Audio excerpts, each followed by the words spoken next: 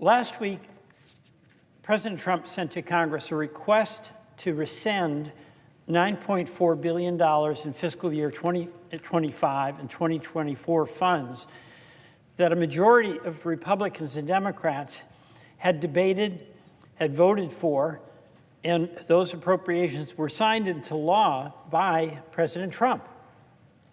And I want to briefly discuss the impact these rescissions would have because of the consequences for Americans, for our relationships with other governments, and for millions of people around the world. Also, I want to speak about what this does to the appropriations power and authority and responsibility of Congress. We're seeing, from my view, Mr. President, an abdication of Article I authority that belongs under the Constitution to Congress and delegating that to the chief executive. It is a violation of our separation of powers, which is a pillar of the checks and balances that is essential to the well-being of our democracy. First, talking about the rescissions. The White House, as it says with everything that we do appropriate money for, the White House claims it's waste, fraud, and abuse, and also claims that it contributes to the ballooning deficit. There's a contradiction here, because according to the nonpartisan Congressional Budget Office, the so-called Big Beautiful Bill that the president is determined to pass, that will add $2.4 trillion to the deficit. $2.4 trillion. And that is before we add the increased debt service that will be required to pay it. In this country, taxpayers are now on the verge of paying $1 trillion annually in interest payments. And that is dead money. It doesn't support our military. It doesn't support our schools. It doesn't support scientific research. It's paid to bondholders, many of whom are in China. Most of the funds that the president is proposing to cancel were approved 2.5 months ago for fiscal year 2025. And there's been absolutely no showing that any of these funds, not a single dollar, cannot or should not be used for the purposes for which they were appropriated by a bipartisan majority in Congress.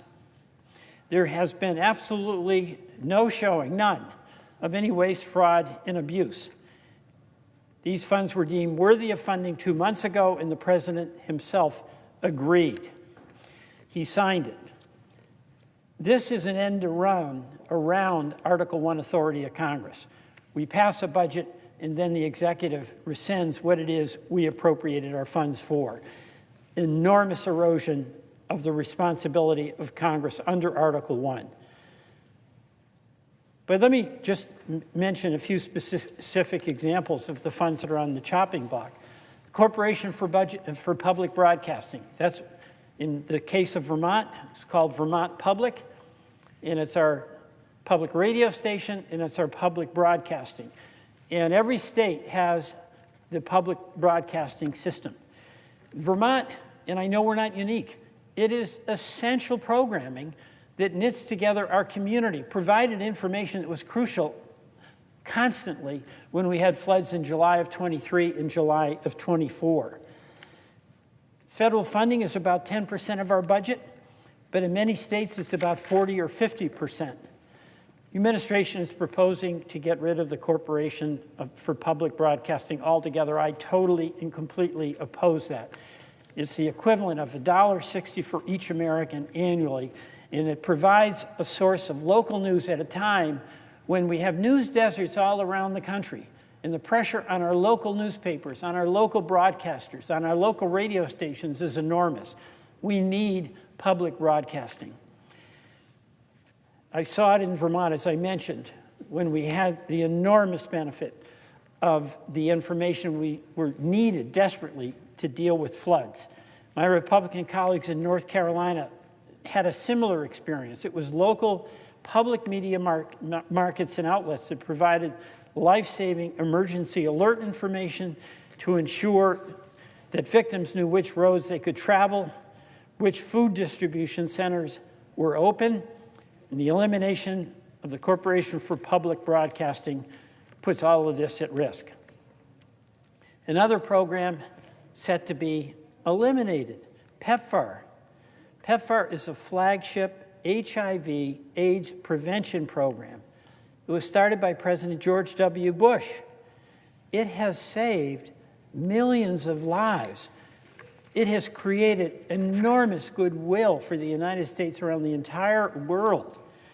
The chairwoman of the Appropriations Committee has strongly opposed any rescission of PEPFAR funds.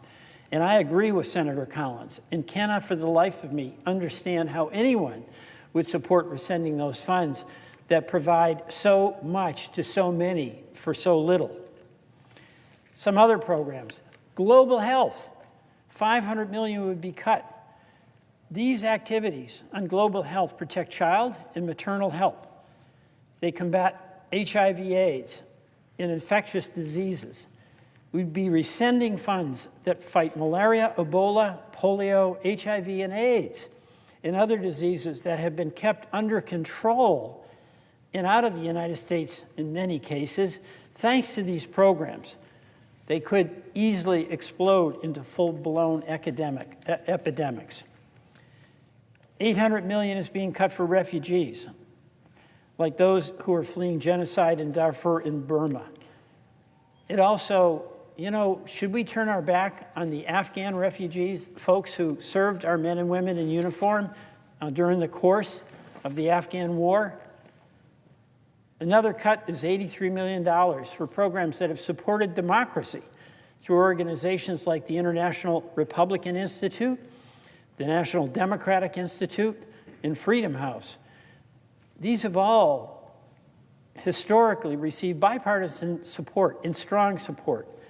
This rescission would put them out of business, even though we kept them in business on a bipartisan vote just 2.5 months ago. A cut of $1.65 billion for the Economic Support Fund.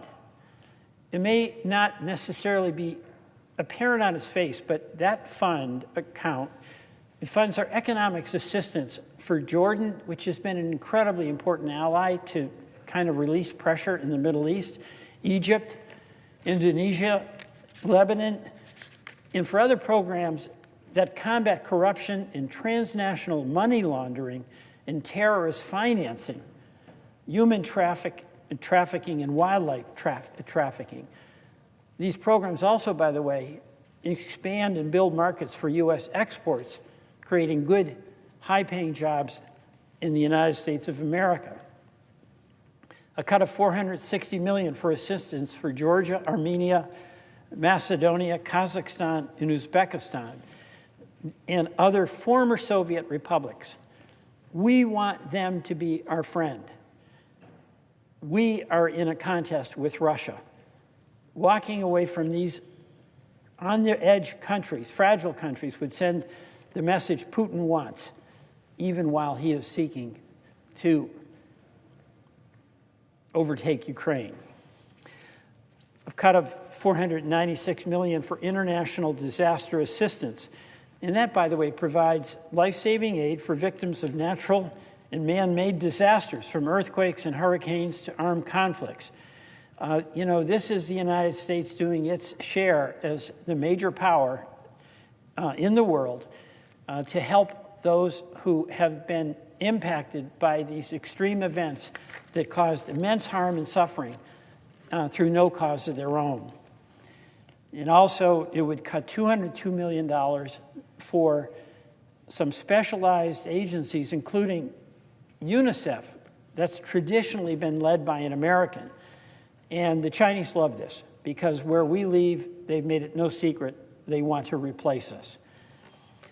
These are just a few of the examples of the irreparable harm these rescissions would cause to programs and organizations that have had long-standing bipartisan support. They serve our interest, and they promote U.S. global leadership. Mr. President, I understand the White House is looking everywhere it can, except the defense budget, to find revenue And they need that revenue to offset the tax breaks that will go, by and large, to the richest Americans. But these rescissions are thoughtless and they're reckless. Leadership of the United States is not solely a function of military power. Soft power really makes a difference. And it's a function in a power that we have to use our resources to act as a full force multiplier for democratic principles, for free markets, and for building alliances. If these rescissions are approved, we will be asked to explain why Congress did an about-face, literally in a matter of 2.5 months, and ceded U.S. global engagement influence to China. None of us want that. All of us will get that. You know, the president likes to talk about his historic mandate. He did win. It was 2 million votes out of 152 million cast. It was a small margin of victory, the smallest by a Republican presidential candidate since the 1900s. My point here is not so much the size of the mandate. Whatever the mandate, a president should embrace the responsibility that he or she has to the entire country, and that includes folks who didn't vote for him. I do not believe even those who did were voting to risk the lives and their children's lives by cutting funds to stop the spread of Ebola or measles or West Nile virus. This wasn't a mandate to shut down programs to defend democracy where it's under assault. This was not a vote to withdraw from UNICEF. This was not a vote necessarily to turn our back on the world's refugees, including, in particular, Afghan refugees who saved lives of our men and women in uniform. You know, the talk about wasteful spending, we're with everybody. I have yet to meet a member of the United States Senate who's in favor of waste, fraud, and abuse. But we've got to identify it and then attack it, not assert that that's the justification for ending a program like PEPFAR that has proven to be efficient and effective in saving lives at very little cost. Mr. President, the final point I think all of us have to consider is the one I made at the beginning, and that is about the Article I responsibility of Congress. Alexander Hamilton warned about the excessive power that could reside in any one branch of government, in that for the well-being of our democracy, we had to maintain that competition between the branches, which required them to exercise and assert the authority that was given to each branch in the Constitution. And of course, Article I gives to the Congress the power to tax and the power to spend. And it is absolutely essential we do that carefully and wisely, because our constituents are the ones who are going to pay the bill through taxes we assess, and they're the ones who are going to receive the benefits through appropriations we make. But to abdicate that power, which is essentially what rescission would accommodate for the executive, is to turn over that power to the president. And it's not just a matter of it being this president, it's any president. In order for us to meet our responsibilities, we have to adhere to our constitutional responsibility under Article I, that we are the ones who are subject to the will of the people, in the House every 2 years, in the Senate every 6 years, to account for how we tax and how we spend. Let's not dodge by delegating that power to the executive. Mr. President, I yield back.